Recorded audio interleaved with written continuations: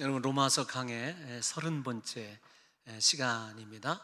로마서 6장을 강의하면서 사랑하는 성도 여러분들과 제가 함께 이 심혈을 기울여서 살펴보고 있는 내용은 예수 그리스도와 함께 십자가에 못 박혀 죽었다, 즉 죄에 대하여 죽었다라고 하는 내용일 것입니다. 여러분, 그 내용을 지금 제가 3주째 다시 설명을 하고 있어요. 그만큼 우리에게 잘 정립되지 않으면 혼돈을 가져오게 될 내용, 그리고 그런 소지가 충분하기 때문에 다시 한번 잠깐 이 부분을 정리해 드리고 싶어요. 신약 성경에는 예수 그리스도와 십자가에 못 박혀 죽었다라고 하는 내용이 약 두 가지로 해석될 수 있습니다. 오늘은 그 예까지 들어서 완전하게 내가 과연 예수님과 함께 십자가에 못 박혀 죽었다라고 하는 두 가지 영역의 삶을 이루며 살아가는 크리스찬인지를 한번 점검해 보려고 그래요.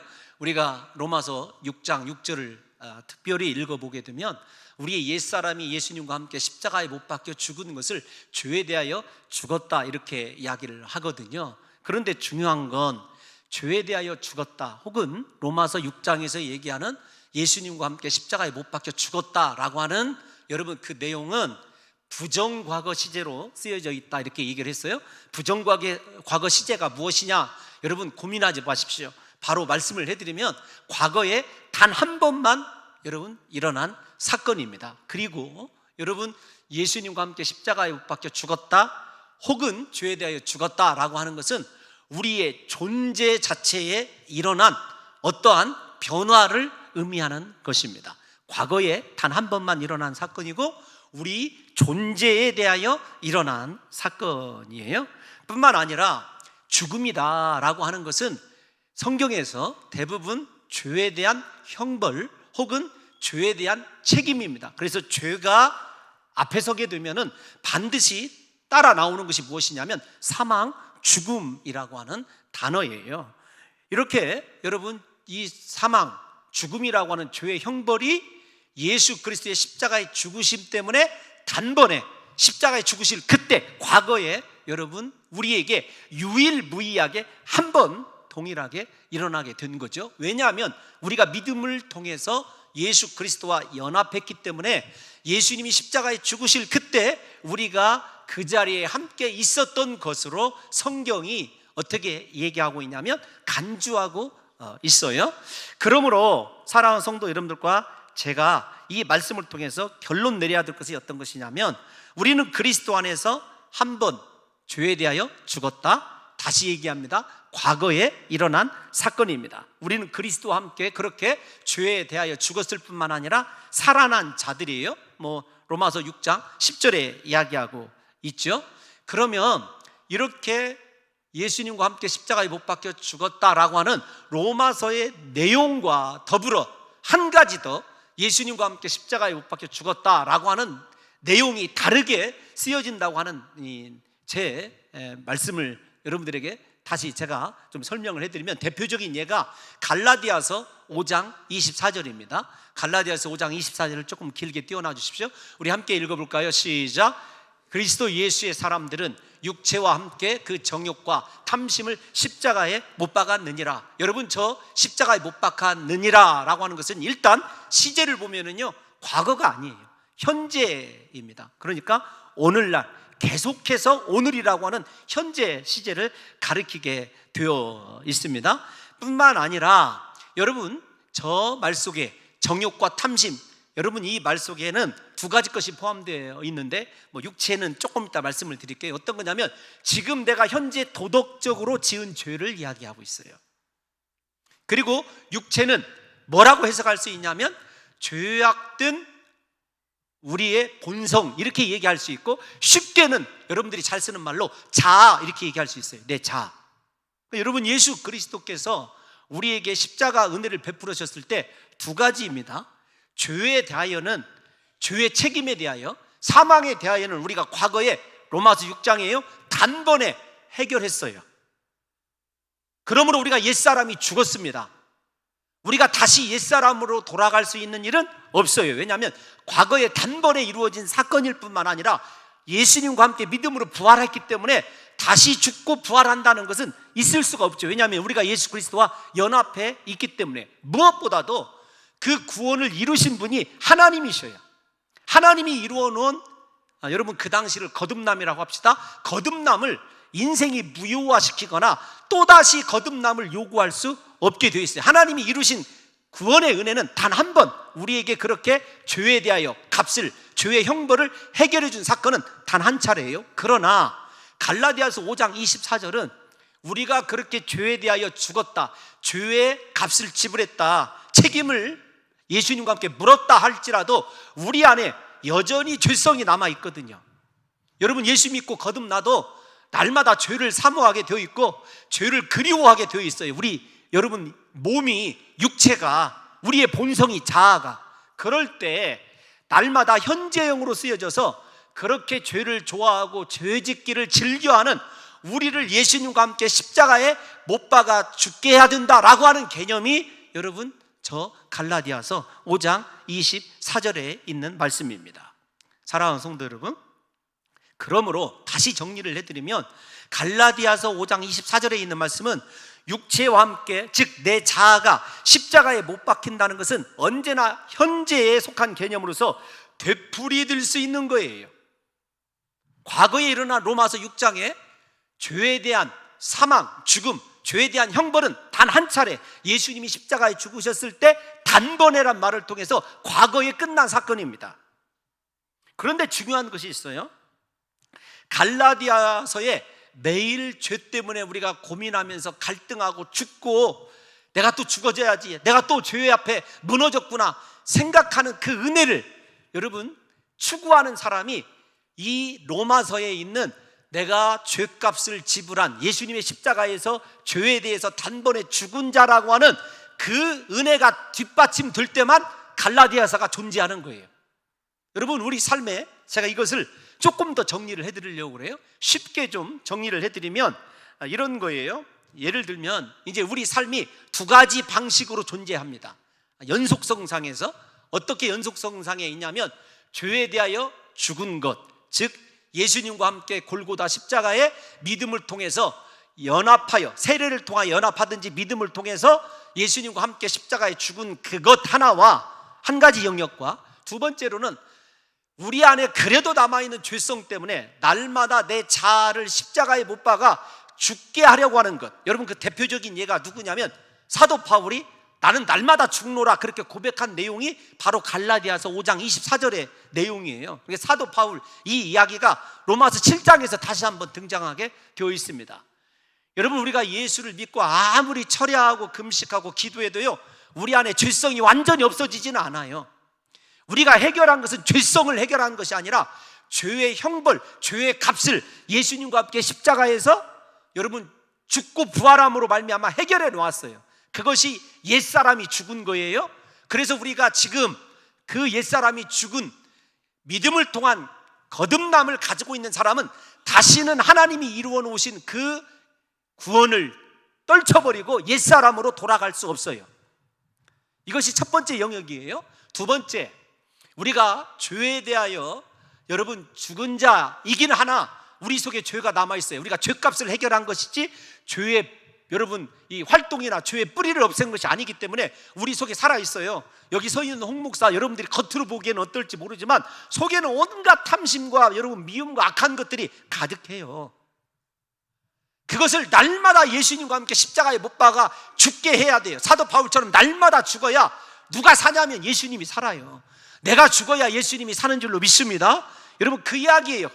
이 두 가지가 예수님이 십자가에 못 박혀 죽으셨다라고 하는 이해입니다. 여러분들에게 이 문제를 오늘 이 시간에 확실히 매듭짓기 위해서 제가 존 스토트 목사의 로마서 강해에 나오는 존이라고 하는 사람, 자기 자신이 존이기 때문에 자기 자신 이야기를 하는 것 같아요.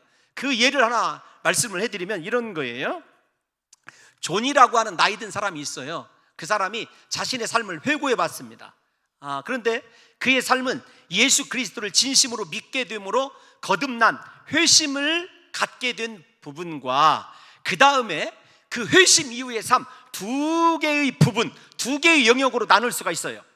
곧 옛사람으로서 예수 그리스도를 믿고 회심하기 이전과 새로운 자, 즉 회심한 이후의 존으로 나눌 수가 있습니다. 그러니까 무슨 말이냐면, 쉽게 말씀드리면 거듭나기 이전의 삶과 거듭난 이후의 삶, 두 가지 삶의 영역이 존에게 존재하고 있는 것입니다.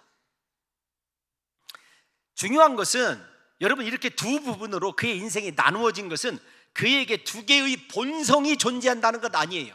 죄악의 본성이 두 가지로 존재한다는 것 아닙니다. 그가 살아온 인생을 두 개의 연속선상에서 이해하라는 거예요. 여러분, 믿음과 세례에 의하여 존은 그리스도와 연합했습니다. 그의 옛 자아는 그리스도와 함께 죄에 대하여 죽었습니다. 이는 과거에 단 한 번만 있는 죄에 대한 형벌, 죄에 대한 죽음을 의미하는 거예요. 반복되고 있어요. 그는 죄의 형벌을 예수님과 연합한 믿음 때문에 단번에 다 받은 것입니다. 이제 죄에 대한 요구는 완벽하게 지불한 거예요. 동시에 그는 그리스도와 함께 살아난 것입니다. 새로운 사람으로 하나님께 대하여 살아가기 시작한 것이죠. 그러기 위해서는 그 안에 남아있는 죄된 자아를 날마다 십자가에 못 박아 죽게 해야 될 사명이 그에게 있는 거예요. 여러분, 다시 정리를 해보면, 우리가 예수님과 함께 죽었다, 십자가에 못 박혀 죽었다, 로마서의 이야기는요, 우리가 죄에 대한 요구, 사망을 예수님과 함께 단번에 이뤘다는 거예요. 그리고 이제 하나님께 대하여서 산자가 되었는데, 하나님께 대하여 온전하게 살기 위해서는 우리가 날마다 십자가에 무엇을 못 박아야 되냐면, 우리 자아를, 죄를 좋아하고 죄를 즐기는 자아를 못 박아야 됩니다. 그래서 사도 바울처럼 십자가에 내 자아를 못 박아 죽게 함으로 우리 자신을 하나님께 날마다 드리는 삶을 살아가야 돼요. 왜냐하면 하나님이 받으시는 사람은 거룩이기 때문에 그래요. 그러므로 우리가 십자가에 못 박힘으로 이루는 거룩한 삶은 우리 안에 있는 두 가지 죽음, 즉 죄에 대하여 죽는 것과 날마다 내 자아에 대하여 죽는 이 두 가지 삶이 연속적으로 여러분 이루어져야 된다는 것입니다. 우리가 예수님의 십자가에 함께 못 박혀 죽고 함께 다시 살아난 자라는 사실을 확실히 믿는다고 한다면 우리는 옛사람으로 돌아갈 수 없어요. 지난 시간에 어떻게 비유로 말씀을 해드렸냐면, 우리가 어른이 되었습니다. 제가 어린아이 시절에 즐겨 했던 놀이나 흉내를 어른이 되어서도 할 수는 있어요. 그런데 불가능한 것이 있습니다. 무엇이냐면, 제가 어린인 제가 어린아이는 될 수가 없는 거예요. 여러분, 중요한 건 있어요. 그런데 어른인 제가 어린아이 시절이 없이 어린이 될 수 있습니까? 없습니까? 없는 거죠. 그래서 어린아이, 옛사람, 그것이 무엇이냐면 죄의 요구를 지불한 죄의 형벌, 사망, 죽음을 예수님과 함께 그렇게 십자가에서 단번에 지불한 사건이 어린아이 시절이고, 지금은 이제 어른은 하나님을 위하여 살아가는 존재예요. 하나님을 위하여 드려져야 되는 존재로서 해야 될 것은 무엇이냐면, 내 자아, 죄를 좋아하고 미워하고 시기하며 온갖 여러분 탐욕으로 가득 차 있는 내 자아를 날마다 예수님의 십자가에 못 박아 죽게 함으로 말미암아 하나님을 섬기되 온전히 섬길 수 있는 자아를 형성하는 거예요. 그런데 그렇게 어른이 되어서 하나님을 섬기는 자아는 옛사람이 죽었던 체험, 예수님과 함께 단번에 죄의 요구를 들어드렸던 십자가의 죽음, 그 거듭남의 체험 없이는 하나님께 드려지는 삶을 살아갈 수 없다는 거예요. 그래서 우리에게 삶의 영역은 두 가지로 연속됩니다. 하나는 거듭남이 반드시 있어야 되고, 예수 믿고 예수님과 함께 십자가에서 죄값을 지불한 그 거듭남의 체험이 있어야 되고, 그 체험 위에 하나님을 향하여 드려지는 날마다 나를 십자가에 못 박아 죽게 하는 내 자아가 죽고 예수만 사는 여러분 신앙의 연속이 우리 가운데서 이루어져야 한다는 것이 로마서 6장 1절에서 11절의 이야기입니다. 부디 하나님께서 우리 사랑하는 성도 여러분들에게 깨닫게 해주셔서 우리가 예수 그리스도와 연합함으로 옛생활과 완전히 분리되고 하나님을 위하여 살아가는 새로운 삶의 영역에 여러분 우리가 이르게 되었다는 사실을 깨달으셔서, 그 새로운 삶의 영역도 참 생각해 보니까 은혜더라고요. 왜 은혜냐면, 생각해 보세요. 우리가 예수 믿었습니다. 그 믿는다는 한 가지로 세례 받았어요. 믿고 세례받았다는 것으로 예수님과 연합시켜 줘서 예수님과 함께 십자가에 못 박혀 죽인 것으로 여기다, 간주해 주다, 계산해 주다. 여러분 회개의 용어라고 우리가 배웠지 않습니까? 주님이 그래 네가 나를 믿으니 나와 함께 2000년 전에 십자가에서 못 박혀 죽은 죄값을 지불한 것으로 인정해 줄 뿐만 아니라 나와 함께 부활한 자로 인정해 주겠다. 하나님의 은혜 아닙니까? 그 은혜가 있는 한 우리 다시는 옛사람으로 돌아갈 수가 없어요. 하나님께서 우리를 붙들고 계시기 때문에. 두 번째 제가 은혜라고 하는 것은 어떤 것이냐면 우리가 하나님을 위하여 드려져야 되는 지금 내 자아를 날마다 죽이면서 살아가는 이때에 죄에 넘어지죠. 아이고 오늘 또 내가 하나님께 범죄하였구나, 또 거짓말하였네 등등. 여러분 그렇게 죄에 넘어지는 그 순간에도 하나님이 우리를 포기하느냐? 그렇지 않아요. 예를 들어 조금 더 제가 과하게 격하게 여러분들에게 예를 들어 드리면, 내가 하나님 때문에 시험에 들었다고 합시다. 그럴 리는 없지만 뭐 사람 때문에 시험에 들든지 어쨌든지 내가 공동체를 떠나고 하나님을 떠났다고 생각하는 떠난 그 순간에도 하나님을 절대로 버리지 아니하셔요. 그 얘기가 어디에 나오냐면 로마서 8장에 성령에 관한 이야기예요. 여러분 우리가 연약할 때도 성령은 우리를 위하여 탄식하시고 기도하시고, 여러분 우리가 하나님을 사랑하는 자 곧 그 뜻대로 부르심을 입은 자들에게는요 모든 것이 협력하여 선을 이루시는 은혜로 하나님께서 우리의 구원을 책임져 주시는 줄로 믿습니다. 제가 이 두 가지 영역을 로마서에서 생각해 보니까 오늘 또 이제 은혜 이야기가 잠깐 나오는데, 은혜라는 말밖에 여러분 떠오르는 단어가 없더라고요. 아, 내가 예수 믿었는데 그 십자가의 중한 형벌에 예수님은 고통은 예수님이 당하셨는데 나를 그 고통에 동참한 자로 주님이 여겨주시고 인정해 주시고 죄의 값을 지불한 자로, 그래서 완전히 옛사람이 예수님과 함께 십자가에 못 박혀 죽으신 것으로 주님이 여겨주시는 그 은혜가 있지 않습니까? 믿었다는 한 가지 때문에. 두 번째로는 내가 부족해요. 아직도 그렇게 거듭났음에도 불구하고 죄를 밥 먹듯이 짓고 좋아해요. 그럼에도 사람 같으면 그거 버려버릴 텐데 하나님은 버리시지 아니하시고 성령께서 나를 위하여 탄식하시고 기도하시고 내 구원이 손상가지 않도록, 여러분 내 인생을 그렇게 죄와 하나님 사이에서 갈등만 하고 있음에도 불구하고 하나님을 알아가고 섬겨가도록 누가 이끌어 가시냐면 내 인생을 성령이 이끌어 가시더라고요. 여러분 그것이 로마서 6장에서 8장까지 이야기예요. 그러니까 우리가 하나님 앞에 그저 감사하고 설령 내가 지금 믿음대로 살지 못하고 죄와 짝하여 살아도 낙심하지 말아야 될 이유가 무엇이냐면 내 구원을 이루시는 분은요 내가 아니라 하나님이시기 때문에 그래요. 하나님이 이미 이루어 놓으신 줄로 믿습니다. 그래서 로마서 6장에서 8장을 읽으면서 진짜 은혜다. 나 같은 자가 죽임당하지 아니하고 살아있는 것도 은혜이지만 지옥이 아니라 천국 백성 되도록 그렇게 하나님께서 철저하게 두 가지 영역에서 그분이 나에게 은혜를 베풀어 주시고 하나님께서 친히 나와 동행하시면서 그토록 죄악된 내 영성을 아직도 붙들고 계시고 포기하지 않고 계시구나.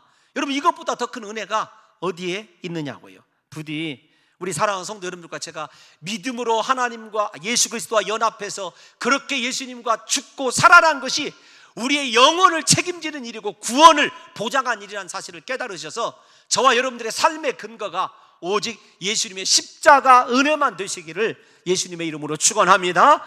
여러분 하나님이 버릴 사람 아무도 없어요. 오늘 이 자리에 참석하신 사랑하는 성도 여러분들과 제가 하나님께 드려지는 인생 어떻게 살아야 되는지를 좀 오늘 12절에서 14절을 살펴보게 되는데, 여러분 믿음으로 정말 의롭다함을 받았다라고 하는 사람들, 하나님의 그 은혜를 깨달은 사람, 앞에서 얘기한 대로 두 가지 죄값을 지불한 죽음, 날마다 내 자아가 죽는 죽음을 인정하고 하나님의 은혜 안에서 살아가는 사람은요 두 가지가 달라져야 돼요. 그것이 12절에서 14절인데 여러분 두 가지가 달라져야 되는데 무엇이 달라지냐면 죄에 대한 태도 첫 번째예요. 두 번째로는요 하나님께 대한 태도가 달라져야 돼요. 오늘 이제 그 얘기를 통해서 사도 바울이 로마서 6장의 전반부를 마쳐요. 오늘 12절이 무엇으로 시작하죠? 12절 잠깐 띄워놔 주시면 그러므로로 시작하지 않습니까? 6장 1절에서 11절 내용을 다시 함축하고 결론적으로 얘기를 하는 거죠.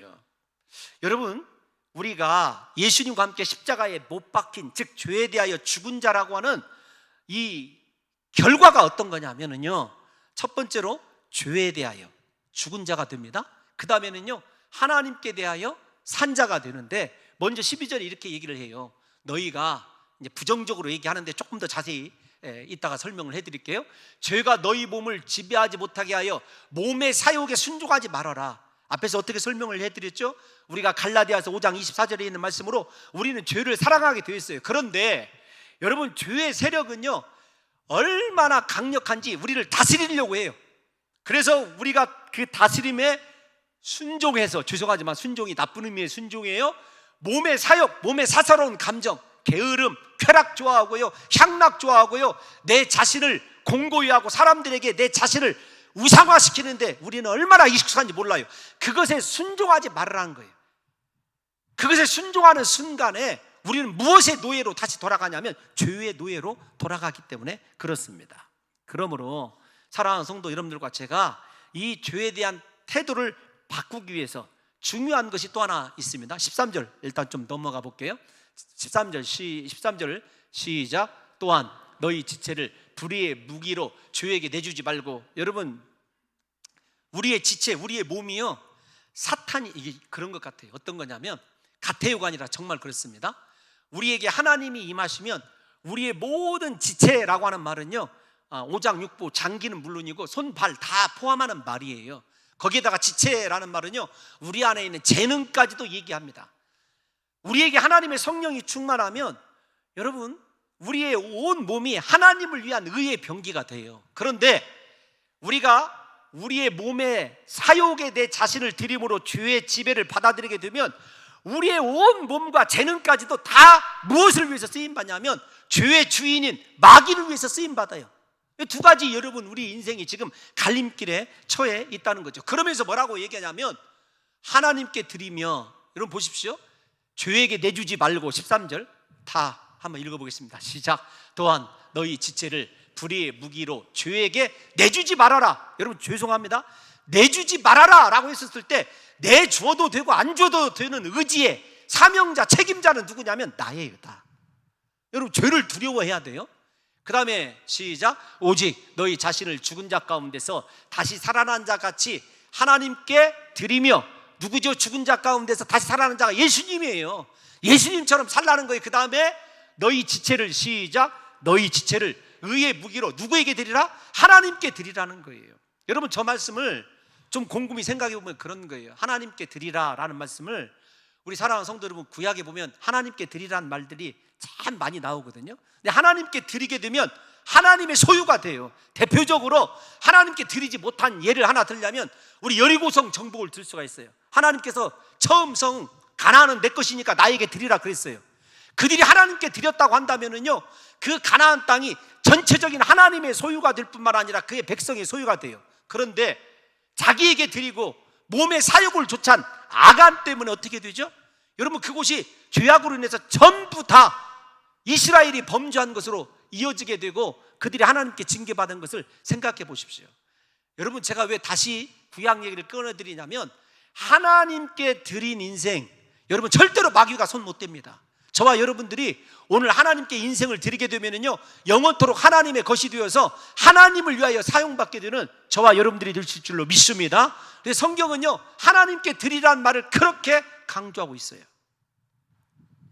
근데 중요한 것이 있어요. 여러분, 무엇이냐면 죄에 대하여 죽었다라고 하는 것. 12절 말씀으로 다시 좀 돌아가 봅시다. 죄에 대하여 죽었다. 너희가 죄가 너희 죽을 몸을 지배하지 못하게 하라 라는 말 속에 사랑하는 성도 여러분들과 제가 강력하게 배워야 될 것이 무엇이냐면, 죄는요 영원합니다.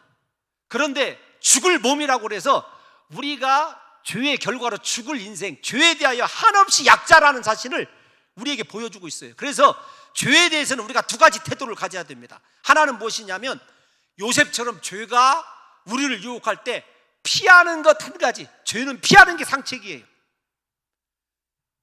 여러분, 죄를 이길 수가 없어요. 두 번째로는요, 죄와 싸우려고 생각한다면요 피를 흘리기까지 싸워라. 그 말은 무엇이냐면 목숨 내걸고 싸워야 돼요. 두 가지 것 외에는요 죄를 이길 수 있는 방법이 없어요. 죄에 대하여 우리는 철저히 약자예요. 무슨 말이냐면, 사랑하는 성도 여러분들이요 죄에 대해서 두려움을 가져야 돼요. 아무리 작은 거짓말이라도요 한번 우리 속에 떨어지게 되면 그 거짓말이 우리를 다스리고 지배한다니까요. 그거 로마서 6장에서 여러분들에게 여러 차례 말씀드렸습니다. 근데 중요한 건 주님이 맨 처음에 그렇게 믿음으로 의롭다함을 받아서 은혜 아래서 살아가고 우리 자신을 날마다 죽이는 자들에게 왜 죄에 대하여 사욕의 여러분들의 몸을 순종하지 말라고 그랬냐면, 하나님이 가장 강력하게 원하시는 것은요, 하나님께 드리기 위한 거예요. 하나님께 드리게 될 때 하나님이 원하시는 것은 거룩이거든요. 우리 삶에서 여러분 믿음으로 의롭다함을 받았다, 여러분 가장 주님이 기쁘게 받으시고 원하시는 건 우리의 거룩입니다. 거룩보다 더한 능력은 없어요. 초대교회를 생각해 볼까요? 초대교회 성도들이요, 여러분 몇만 명 모이는 공동체를 가지고 있고, 여러분 그 구성원들이 사회적으로 무슨 저명한 사람들이고 나라를 좌지우지했던 사람들인 줄 아십니까? 아닙니다. 그런데 그들이 로마를 정복했어요. 무엇으로요? 거룩으로. 오늘날 이 시대에 한국에 요구되는 것, 우리 사랑하는 봉동중앙교회 요구되는 것은요, 여러분 인적 구성원들이 많아지고 다양한 여러분 어떤 재능을 가지고 전문 분야에서 사역하는 사람들이 아닙니다.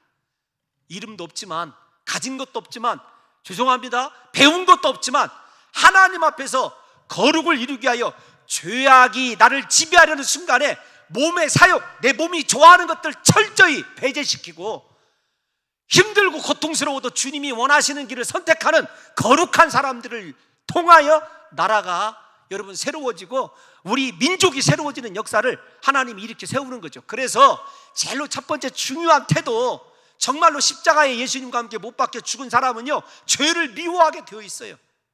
철저히 죄와 분리된 거룩을 제일 큰 능력으로 인정하면서 거룩 안에서 살아가는 삶을 살아가게 되고 있는 거죠. 저는 여러분들에게 묻고 싶어요. 정말로 예수 믿고 거듭나시고 날마다 십자가에 우리 자신을 못 박아 죽게 하는 삶을 살아간다고 한다면요, 죄를 미워할 뿐만 아니라 우리 육신이 기본적으로 좋아하는 죄들에 대하여 철저히 배격해야 됩니다. 나를 죽게 하지 아니하고는요, 하나님이 원하시는 거룩 이룰 수 없을 뿐만 아니라 하나님께 우리 삶을 드릴 수 없게 되는 거죠. 다시 말씀을 드리지만, 초대교회가 전체 로마를 변화시킨 것, 영적으로 정복시킨 것은요, 거룩이었어요. 다른 것 아닙니다. 우리가 여러분 그 세대를 본받지 말고 하나님 앞에 거룩과 성결로 서 있게 될 때 하나님 우리를 사용하시거든요. 그래서 하나님 앞에서 드리라란 말과 거룩이 로마서에 주된 여러분 이렇게 단골 붙어서 나오는 메뉴예요. 예를 하나 빨리 들려드릴게요. 로마서 12장 1절, 여러분들이 잘 아는 유명한 본문입니다. 한번 읽어볼까요? 시작. 그러므로 형제들아, 내가 하나님의 모든 자비하심으로 너희를 권하노니 너희 몸을, 다시요, 하나님이 기뻐하시는, 시작, 하나님이 기뻐하시는 거룩한 산제물로 드리라. 중요한 거예요. 거룩과 여러분 너희 몸이 죄에게 드려지는 것 아니라 몸이 좋아하는 사욕을 철저하게 십자가에 못 박아 죽게 있을 때 이루어지는 거룩한 제물을 하나님께 드리라. 하나님이 받으시는 영적 예배다, 그렇게 이야기하고 있지 않습니까? 사랑하는 성도 여러분, 우리의 죽을 몸을 말씀과 성령으로 다스려 하나님께 드리는 헌신의 삶을 살아가는 것이 우리가 하나님께서, 죄송합니다, 하나님께서 우리를 구원해 놓으신 주된 목적이에요. 우리를 위하여 예수님이 십자가에 못 박혀 죽으신 것, 여러분 죄에 대한 우리 태도를 바꿔야 됩니다. 거룩해야 돼요. 예수 그리스도가 나와 함께 십자가에 못 박혀 죽은 것, 내 자아가 죽어져야 되는 것, 무엇 때문에 그러냐면 우리 인생을 하나님께 드리기 위해서 그래야 돼요. 여러분 이 두 가지가 생성되지 않는다고 한다면 우리 지금 우리의 구원에 대해서 다시 생각해 봐야 돼요. 여러분의 인생 지금 하나님 앞에 헌신하고 드리고 있습니까? 거룩을 지키고 있습니까? 몸이 좋아하는 일, 다시 말씀드립니다. 죄송하지만 이따가 살펴보게 될 텐데, 게으름이나 향락이나 쾌락, 세상을 위하여 살아가고 내 자신을 우상화시키는데 헌신하는 그 마음에서 벗어나서 십자가의 길로 돌아서지 않는 한 여러분 우리의 믿음이 진짜 믿음이라고 얘기할 수 없다니까요. 사도 바울이 여러분 부정적인 측면에서 먼저 권고하죠. 12절에 나와 있는 처럼 너희 몸을 그렇게 사욕을 좇지 말아라, 부정적인 측면으로 얘기하고, 13절에서 여러분 우리에게 하나님께 드리라라고 하는 긍정적인 면으로 다시 돌아와서 부정과 긍정을 반복해서 하는 이유가 무엇이냐면 그만큼 여러분 거룩이 중요하고 하나님께 드려진 헌신의 삶이 중요하다는 거죠. 사랑하는 성도 여러분, 우리가 우리 지체를 불의의 무기로 죄에게 내주지 말라, 의의 무기로 하나님께 드리라는 이 말씀을 통해서 사랑하는 성도 여러분과 제가 우리의 육체가 얼마나 죽어지지 않으면 더러운 일들이 일어나는지를 갈라디아서 5장 19절에서 21절 말씀으로 한번 대체하고 싶어요. 한번 읽어보겠습니다. 시작.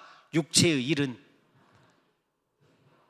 잠깐만요, 우리가 육체의 사욕을 순종하지 않아야 될 이유를 다시 점검하는 거예요. 시작. 육체의 일은 분명하다. 그 말은 무엇이냐면 육체가 내보이는 일은 뻔하다, 그 뜻이에요. 뻔하다. 겉으로 아무리 거룩해 보여도요, 육체가 내보이는 일은 저나 여러분들이나 뻔해요. 무엇이냐면 시작. 음행과 더러운 것과 호색과 그 다음에 우상숭배, 시작. 우상숭배와 주술과 원수 맺는 것과 분쟁과 시기와 분냄과 당짓는 것과 분열함과 이단과 그 다음에 21절 시작. 투기와 술취함과 방탕함. 여기까지만요. 일단 정리된 죄가 15가지예요 그런데 15가지가 세 묶음으로 다섯으로 다시 나눌 수가 있어요. 거꾸로 가보면 투기, 술취함, 방탕. 투기 빼놓고요, 술취함, 방탕은요 내 쾌락이에요. 그 다음에 투기, 거꾸로 넘어갑니다. 20절. 투기, 이단, 분열, 당짓는 것, 분냄, 시기, 분쟁, 원수 맺는 것, 다른 사람과의 관계 혹은 공동체의 문제예요. 그 다음에 우상숭배, 거꾸로 넘어갑니다. 이제 대외적으로 그 죄가 어떻게 드러나는가. 여러분, 호색, 더러운 것, 음행 전부 다 옛날에는요, 죄송합니다, 여러분 로마 나중에 가보게 되면 신전 앞에서 공창이 있었어요. 대외적으로 하나님을 떠난, 여러분 이 뭐라고 할까요? 공개적으로 그렇게 우상 숭배하는 행위들이죠. 여러분 저렇게 5문급씩 여러분 이 가지로 죄를 나누어 보십시오. 육체가요 선한 것 하나나 있는 줄 아십니까? 우리 안에는 다, 우리의 육체는요 그렇게 악한 것들이기 때문에 뭐라고 얘기냐면 죽여야 한다. 십자가에 못 박아야 죽어야 돼요. 사랑하는 성도 여러분, 우리가 예수 믿고 거듭났음에도 불구하고 저런 죄들을 실제적으로 짓는 이유는 무엇이냐면 죄가 능력을, 세력으로 우리 안에서 역사하고자 할 때 그 죄의 세력을 십자가에 못 박아 죽이지 못했기 때문에 그 죄가 우리의 주인이 돼서 우리를 지배하고 다스린다는 것입니다. 그 결과 그렇게 죄에게 굴복했을 때 일어나는 것이 어떤 거냐면 두 눈 뽑힌 삼손처럼 영적으로 육적으로 비참한 삶을 살아가게 돼요. 하나님의 거룩한 선지자가 아니라 맷돌 돌리는, 육체만 사용되는 두 눈은 뽑힌 채 비참한 삼손이 여러분 우리에게 들려주는 이야기가 바로 이 말씀이에요. 우리가 하나님께 육체를 드리게 되면 그분의 의를 이루어드리고 그분의 다스리는 나라가 되고 그분과 함께 동행하는 삶을 살아가고 그분이 말씀하신 대로 모든 것을 이루는 전능한 삶을 동참하게 되는데, 우리가 죄에게 여러분 우리 자신을 내어주게 되면 어떤 일이 일어나게 되냐면 머리 잘리고 두 눈 뽑힌 삼손처럼요 겨우 우리의 힘과 육체적인 달란트로 맷돌만 돌리고 있으면서도 자기 스스로 만족해요. 나는 이렇게 힘 있는 사람. 하나님 보실 때는요 가장 안타까운 사람이죠.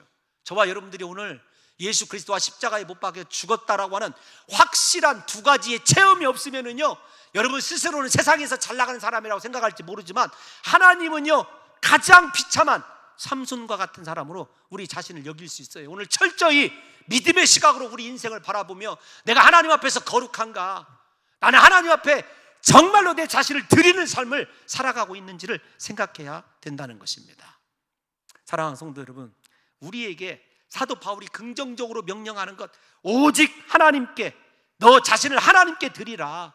사랑하는 성도 여러분들과 제가 이 말씀을 통해서 은혜 받은 자답게 하나님께 우리 인생을 드리는 헌신의 결단이 있었으면 좋겠습니다. 사랑하는 성도 여러분, 물론 하나님께 우리 자신을 드리라는 말은 이것도 부정과거로 되어 있어요. 단호한 결단이 있어야 되는 거죠. 보통 결단으로는요 하나님께 우리 인생을 드릴 수가 없다는 이야기이기도 합니다. 우리가 죄가 얼마나 무서운지 여러분 예수님께서도 어떻게 경고하셨는지를 한번 생각해 볼까요? 거룩을 지키고 하나님께 드리기 위해서 마태복음 5장 29절에 30절에 보면은요 내 오른눈 빼버려라, 범죄하거든 내 백체 중 하나가 없어지고 온몸이 지옥에 던져지는 것보다 낫다. 30절에요 오른손을 잘라버려라, 실족게 하는 것보다 낫다, 지옥 가는 것보다 낫다고 하는 거죠. 예수님께서 죄를 그렇게 미워하셨어요. 그래서 십자가에 못 박혀 죽으신 것 아니겠습니까? 사랑하는 성도 여러분, 본문으로 돌아와서 우리가 하나님께 드린다라고 하는 것이 무엇일까요?